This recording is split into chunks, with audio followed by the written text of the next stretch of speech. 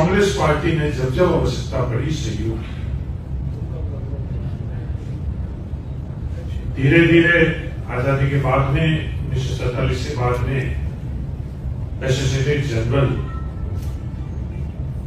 जो समूह था तो घाटे में जाने लग गया। उसके कर्मचारियों की तनख्वाह, पीएफ, तमाम जो कार्य थे वो भी रुक सके। किस्तों में लगभग 100 दफे 90 करोड़ रुपए कांग्रेस पार्टी ने एसोसिएटेड जनरल को ऋण दिया, लोन दिया। जब लोन के संदर्भ में उस वक्त के विशेषज्ञों से एसोसिएटेड जनरल के संचालनकर्ताओं की सलाह मशविरा हुआ तो कानूनन तौर पर उन विशेषज्ञों ने रास्ता निकाला। उस रास्ते के तहत एसोसिएटेड जनरल कोई यंग इंडिया में उसकी इक्विटी मर्ज की। बहुत प्रचार प्रसार, खूब प्रचार प्रसार आज इस देश के अंदर हो रहा है। एक दिशा के अंदर तो गलत है, फैक्ट्स, आग्रह तथ्य इस देश के अंदर रखे जा रहे हैं और दूसरी तरफ से गैर कानूनी ढंग से कोर्ट के अंदर चार्जशीट दर्ज की गई। ये बात आज देश के अंदर कुप्रचार के माध्यम से कही जा रही है कि एसोसिएटेड जनरल की जो संपत्ति है उसको हथियाने के लिए ये कंपनी बनाई गई। और हकीकत क्या है कि इस कंपनी की तमाम, चाहे वो संपत्ति हो, चाहे अखबार का संचालन हो, चाहे कोई भी उस कंपनी के संदर्भ में एसोसिएटेड जनरल का मालिकाना हक एसोसिएटेड जनरल के पास। नॉन प्रॉफिटेबल कंपनी की सेक्शन 8 के तहत यह इंडिया बनाई गई। इस देश के अंदर कितनी कंपनियां उसके सेक्शन से बनाई गई? इस कंपनी को बनाने में क्या प्रावधान होगा कि कोई भी इस कंपनी का शेयर धारक इससे कोई किसी प्रकार का लाभ नहीं दे सकता है। कोई भी शेयर धारक इससे सैलरी, तनख्वाह नहीं दे सकता है। कोई भी शेयर धारक बैठक के अंदर भी अगर जाएगा तो उसके बदले भी वो कंपनी से किसी भी प्रकार की राशि नहीं ले सकता है। फिर एक को प्रचार किया जा रहा है कि इस कंपनी के संपत्ति को हड़पने की एसोसिएटेड जनरल की 6 संपत्ति है। 6 के अंदर सिर्फ एक लखनऊ की जो संपत्ति है वो फ्री होल्ड है। उसके अलावा 5 संपत्ति फ्री होल्ड की नहीं, फ्री होल्ड नहीं होने का और आप सब लोग अच्छी तरह से जानते हैं, उसको बेची नहीं जा सकती। पर सिर्फ परेशान करने के लिए और बदनाम करने के लिए ये प्रयास होते हैं। कानूनन तौर के ऊपर भी जब कोर्ट के अंदर ये केस चल रहा है तो जो केस दायर करने वाले व्यक्ति है उसके ऊपर टेक्निकल, जो आज भी भारतीय जनता पार्टी के सदस्य हैं, उनके तरफ से राज्यसभा के सदस्य रहे, उन्होंने स्टे लिया। निराधार तरह से ईडी ने ये केस बनाया। इलेक्शन कमीशन में 2012 के अंदर शिकायत दर्ज करी गई।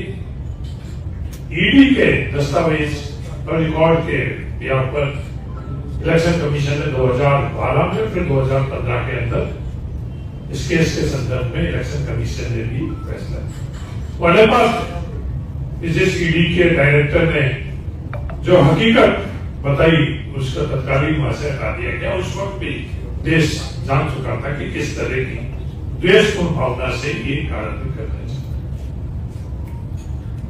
अंतिम तिथि 12 साल बाद अंतिम तिथि के अंदर ये चार्जशीट दर्ज करी गई और आज तक चार्जशीट जो दर्ज करी गई उसको सार्वजनिक नहीं किया जाता है। तो इनकी मंशा क्या है? उनकी मंशा सिर्फ और सिर्फ बदनाम करने की है। उनकी मंशा सिर्फ और सिर्फ है जो कांग्रेस पार्टी की छवि है उसको धूमिल कर देगी। जहां देश के अंदर हालात बने हुए हैं, अर्थव्यवस्था चरमरा गई है, बेरोजगारी, आज बेरोजगारी के क्या हालात बने हुए हैं, अंतर्राष्ट्रीय जो हम लोगों के डिप्लोमेटिक रिलेशन है हमारे किसी भी पड़ोसी से, कोई भी एक पड़ोसी देश के, चाहे वो श्रीलंका ले लो, और हमारे सदियों से जिससे रिश्ते थे नेपाल और भारत के अंदर कोई भी अंतर भी नहीं समझते थे। नहीं तो नेपाली समझते थे, भारत भी समझते नहीं, दुनिया समझते थे। आज उनके साथ क्या स्थिति बनेगी, बांग्लादेश के साथ क्या स्थिति बनेगी, चीन के साथ क्या स्थिति बनेगी। एक नॉन एग्जिस्टिंग स्टेट है जो पाकिस्तान, उसके साथ क्या स्थिति बनी। इसे राजनीतिक तौर के ऊपर उसका उपयोग करना अलग बात है, पर जो मजबूत जो हम लोगों के लिए आज सबसे बड़ी चुनौती के तौर पर जो चाइना है, उनसे हम लोगों के क्या सकते। आज अमेरिका का ये टैरिफ वार के अंदर आज हम लोगों की क्या हालात बन रहे हैं। तमाम ये बातें तो देश के अंदर हालात बने हुए हैं, उस हालात को डाइवर्ट करने के लिए आज आवाज दबाई जा रही है। लोकसभा के अंदर आवाज दबाई जा रही है, लोकसभा राज्यसभा के बाहर भी आवाज दबाई जा रही है। तमाम संवैधानिक संस्था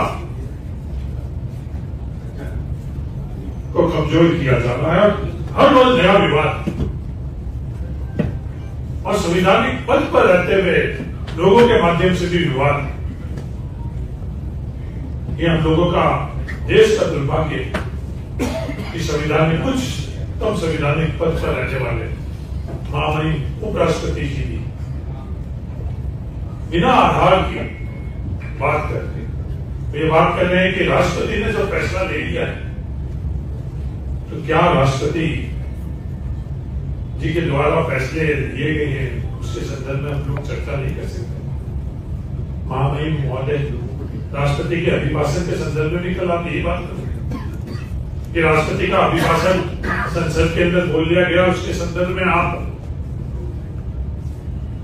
क्यों राय रख रहे हो, क्यों उसके संदर्भ में आप बात कर रहे हो। जो भी संवैधानिक व्यवस्था है, उस संवैधानिक व्यवस्था के अंदर राष्ट्रपति महोदय के पास, महामहिम राष्ट्रपति के पास क्या अधिकार है वो हम सब अच्छी तरह से जानते हैं। उससे विवाद करने के सांसद उनके निशिकांत दुबे, तो हर समय उनको विवाद के तौर पर उपयोग लिया जाता है, विवाद कर रहे हैं। अगर कोर्ट में उनके अनुकूल फैसला नहीं होता है तो कोर्ट की निष्पक्षता के ऊपर हर वक्त वो प्रश्नवाची चिन्ह लगाते हैं, और आरोप का स्तर कोई भी देश आजादी के बाद में कभी भी इस तरह का आरोप नहीं लगा जो आरोप पिछले दिनों लगा। आरोप भी वो लगवाते हैं और उसका खंडन भी वो करते। एक नई संस्कृति, राजनीतिक संस्कृति उन लोगों ने इस देश के अंदर कर। राहुल गांधी जी ने भारत छोड़ो यात्रा के माध्यम से बड़ा स्पष्ट संदेश दिया, डरो। आज इन लोगों को गरूर, बहुमत के माध्यम से गरूर है, पर जो सबसे बड़ी लोकतंत्र के अंदर अकाउंटेबिलिटी होती है वो नागरिकों के प्रति होती है। वो आज नागरिकों के प्रति की अकाउंटेबिलिटी के लिए भी वो डर नहीं रहे कि लोगों के बीच में जो हम लोगों की विश्वसनीयता है, हम लोगों के कृत्य लोगों के बीच में जाएगी क्या, क्योंकि इनको जरूर है कि जो पूंजीपतियों द्वारा जिस देश का धन उनको लुटाया जा रहा है, धन की ताकत से कुछ लोकतंत्र के अंदर मतों को प्रभावित करने का, भावनाओं के माध्यम से मतों को प्रभावित करने के, इसलिए सच्चाई का स्थान लोकतंत्र में मतों में नहीं रहेगा। ये इनकी भ्रम भ्रांति है। इस देश के अंदर अंत के अंदर अगर कोई भारत को जानेगा तो सत्य में विजय, सच्चाई की अंत के अंदर हर वक्त विजय हुई है।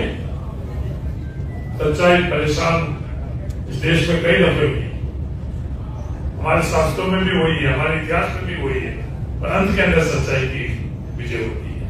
तो हम लोग सामूहिक तौर के ऊपर जो संविधान ने हम लोगों को अधिकार दिया है, देश के हर नागरिक को दिया है, उस संविधान को बचाएंगे और लड़ेंगे। बात यह है कि 5,277 केस ईडी ने आज तक किए हैं। ये लोकसभा का उत्तर है, ये मेरा नहीं है। उसमें से 0.2% केस का निराकरण हुआ है, मतलब एवरेज 4 से 5-7 केस है। उसमें भी 2-3 को लीगल सजा या जो भी पनिशमेंट मिला है, बाकी वो भी छूट गया है। इसमें से 29% लोगों ने जिन पे केस हुए थे बीजेपी के इलेक्ट्रॉल बॉन्ड में पैसे दे दिए। करप्शन तो ये था, ईडी को तो इस पे पूछना था। राजनीतिक, जैसे सोनिया गांधी जी पे केस हुआ, ऐसे 36 लोगों पे राजनीतिक लोगों पे केस हुए विपक्ष के। उसमें से 30-29 लोग 80% से ऊपर बीजेपी में चले गए। सवाल तो इस पे बनता है, बीजेपी, नरेंद्र मोदी ने ही तो कहा था कि दुनिया में विश्व गुरु बनाने के लिए मुझे प्रधानमंत्री बना, और हम सब ने लिखा था। तो विश्व गुरु कैसा बना देश कि डॉलर के मुकाबले रुपए की हालत क्या हो गई, कैसे बना। मेरा निवेदन ये है कि नरेंद्र मोदी, जो बांग्लादेश की बात हुई, उसकी नेपाल की, हमारे रहमो करम पे है नेपाल, हमारा रुपया चलता है, फिर भी आंख दिखाता है। तो ये भारतीय नागरिक होने के नाते हम सबको शर्म नहीं आनी चाहिए इस बात पे। जो बांग्लादेश, जिसको 2 टुकड़े इंदिरा गांधी ने इसलिए कर दिए कि वहाँ के नागरिकों की यातनाएं हो रही थी, तो ये लीडरशिप क्वालिटी थी, तब हुआ ना। जो अमेरिका, टेरिफ, ट्रंप, जिसको हाथ ऊंचा करके चुनाव जिताने गए थे नरेंद्र मोदी, उसने देश के 100-200 नहीं, लाखों नहीं, करोड़ों नागरिकों पे असर कर दिया उसकी नीतियों ने, नरेंद्र मोदी के लाड़ प्यार ने। तो आखिर देश के नागरिक को यातना मिली तो भारत का नागरिक सवाल नहीं करे। जो चाइना, जिसको लाल आंख बता रहे थे नरेंद्र मोदी चुनाव के पहले 2014 के, उसने मध्य प्रदेश से आधी जमीन पर कब्जा कर लिया। तो ये सवाल कांग्रेस और विपक्ष नहीं करे। लोकतंत्र का चौथा स्तंभ, इस पर नरेंद्र मोदी से सवाल नहीं पूछे तो इस देश का होगा क्या आगे। लोकतंत्र की बात जहां तक है, इनका सवाल था अदालतें। एक, अगर किसी जज के यहाँ इतना रुपया मिला, हमने अखबारों से देखा, असल में मिला जब ही आया होगा, जैसा सर ने भी कहा कि उस पर जांच हो रही है। तो देश का राष्ट्रपति, उपराष्ट्रपति देश के जुडिशरी पर सवाल भी उठा लेते हैं कि राष्ट्रपति को निर्देश नहीं दे सकते, और इधर उनका ही एक सांसद फिर उसके और जुडिशरी पर सवाल उठाता है, और फिर उन्हीं का बीजेपी का ही एक अध्यक्ष उसको दरकिनार करता है, नड्डा जी। तो ये क्या देश को गुमराह कर रहे हैं वो लोग, क्या कर रहे हैं। मतलब आपको और हमको जिसके इसलिए चुना था, हमारे भी प्रधानमंत्री नरेंद्र मोदी, देश का सम्मान है, पर इसका मतलब ये सवाल हम नहीं करें। देश को गुमराह करना है तो ईडी को सोनिया गांधी जी के यहाँ भेजना है। रॉबर्ट वडेरा जी का जो केस आया, बार बार बुलाया, ये केवल देश को भ्रमित करना है। क्यों? क्योंकि अंतर्राष्ट्रीय स्तर पर भारत की साख बिल्कुल चरमरा गई, आर्थिक स्तर पर देश चरमरा गया है, बेरोजगारी सबसे ज्यादा है, जो किसानों की आत्महत्या का देश हमारा बन गया। जितने बड़े बड़े वादे किए थे, देश में सामाजिक समरसता का खून कर दिया नरेंद्र मोदी और भारतीय जनता पार्टी ने। ये जगह जगह दंगों की बात हो रही थी, अभी किसने की थी? अरे प्रशासन का काम होता है कि किसी को परमिशन दे तो उससे परमिशन क्यों लेते हैं विपक्ष के लोग भी धरने की? अगर आपने परमिशन दी तो वहीं से जुलूस निकलना चाहिए। अगर नहीं दी और फिर भी निकल रहा है तो फिर प्रशासन पंगु क्यों है? क्यों आज गुना के एसपी को हटा दिया? इसलिए कि जो दंगाई थे, जो बीजेपी के समर्थक थे, वो उनको कार्रवाई कर दी थोड़ी सी तो एसपी हटा दिया। कैसा देश बनाना चाहते हैं हम लोग? इसे ऐसा लोकतंत्र का मत सर चढ़ के बोल रहा है। ये आज चिंटू चौकसे पे कार्रवाई हुई, सवाल था आपका, चिंटू चौकसे पे कार्रवाई होती तो दूसरे पक्ष पे भी होनी थी, दोनों को एक जैसी लगी थी। अगर न्याय तो ये था, और फिर चिंटू चौकसे को सुबह 5 बजे उठा लिया, और जिस पार्षद ने जो दूसरे पार्षद को नंगा किया वो कह रहा अभी मैं जिंदा हूं, तो फिर इंदौर कहां जाएगा? मां अहिल्या की नगरी का क्या होगा? सवाल ये है कि मैं बार बार कहता हूं, हर शहर में कहता हूं, ये जो ब्यूरोक्रेसी है ये पंगु हो चुकी है, ये बिक चुकी है। ये सत्ता के दलालों के बीच में नहीं है, अब सत्ता की बिकी हुई जुडिशरी है। यहाँ का एसपी, यहाँ का कलेक्टर, इनको ध्यान देना था इस बात को। तो मेरा आप सबसे आग्रह है, मुद्दा ये है कि नरेंद्र मोदी जी ने जो सपने दिखाए उसके विपरीत देश चल रहा है, और हमारा दायित्व है, इसी विचारधारा ने 60 साल तक देश की आज़ादी के लिए अपना प्राण और अपने खून दिए। तो मैं मानता हूँ हमारा लोकतंत्र हमने बनाया, देश हमने आज़ाद कराया, देश का संविधान बनाया, देश का संविधान लागू किया। अब देश का